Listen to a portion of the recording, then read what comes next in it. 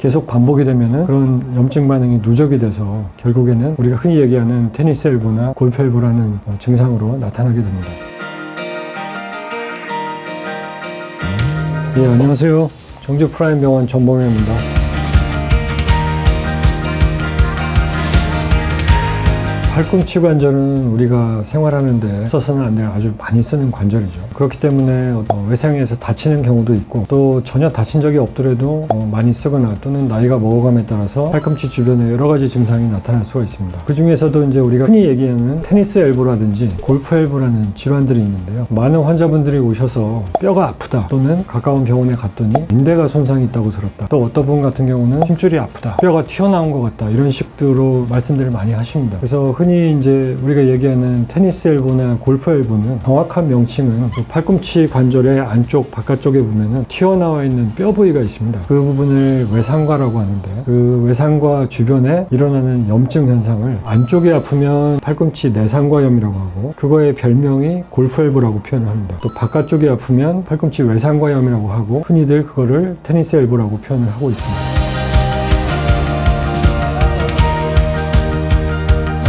많은 환자분들이 일상생활을 하시다가 팔꿈치에 통증을 느끼시는 경우가 있는데요. 예를 들면은 어떠한 물건을 잡아가지고 들어 올리거나 그때 팔목이나 손목에 힘을 주면 통증이 팔꿈치 쪽으로 느껴져서 심한 경우에는 찌르듯한 통증 때문에 잡고 있던 물건을 놓치거나 그런 경우가 있고 아주 극단적인 경우는 숟가락질이라든지 젓가락질을 할 때 통증이 심해서 놓치는 경우도 있습니다. 또 어떤 물건을 쥐고 강하게 비트는 동작을 한다든지 또는 아침에 일어나셔가지고 세수를 하는 동작에서 팔꿈치 안쪽에 심하게 통증이 있어서 불편감을 느끼시는 경우도 많습니다. 그래서 이런 증상들이 잠깐씩 왔다가 사라지면은 별 문제가 없겠지만 계속 반복이 되면은 그런 염증 반응이 누적이 돼서 결국에는 우리가 흔히 얘기하는 테니스 엘보나 골프 엘보라는 증상으로 나타나게 됩니다.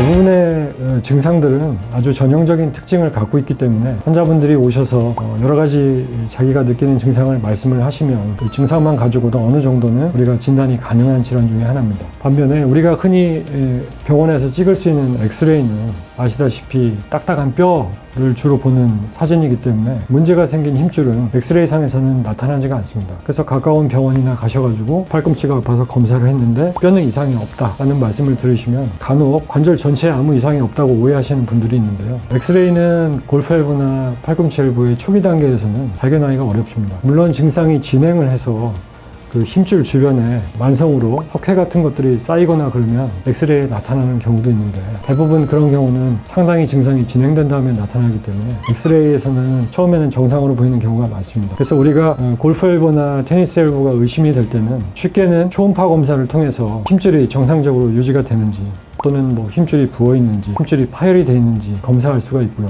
여러 가지 이제 약물 치료라든지 주사 치료, 물리 치료 같은 보존적 치료를 진행을 해도 증상이 지속이 될 때는 직접 힘줄을 볼 수 있는 검사들이 MRI 검사가 있겠습니다. 어느 정도 보존적 치료에도 반응을 하지 않고 통증이 매우 심하다. 그래서 어떤 수술적인 치료까지 염두를 해둔다라고 했을 때는 MRI 검사가 가장 정확하게 볼 수 있는 검사라고 할 수 있겠습니다.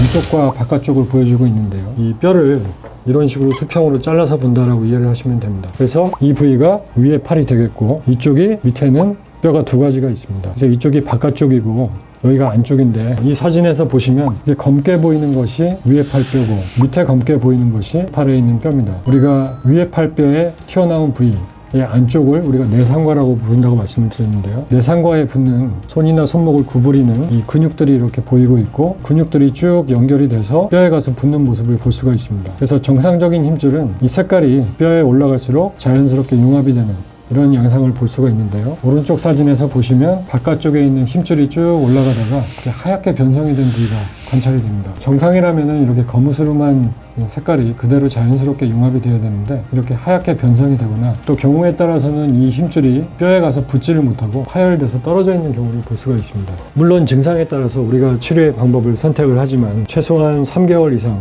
보존적인 치료를 열심히 했는데도 불구하고 증상이 자꾸 재활하거나 또는 증상이 너무 심해서 일상생활을 하기 힘들 정도로 강한 증상이 나올 때에는 수술적인 치료도 염두를 해두고 환자분 각각의 상태에 따라서 증상이 심하면 우리가 수술적으로도 얼마든지 좋은 결과를 낼 수가 있기 때문에 간단하지만 수술적인 치료도 고려의 대상이 되겠습니다.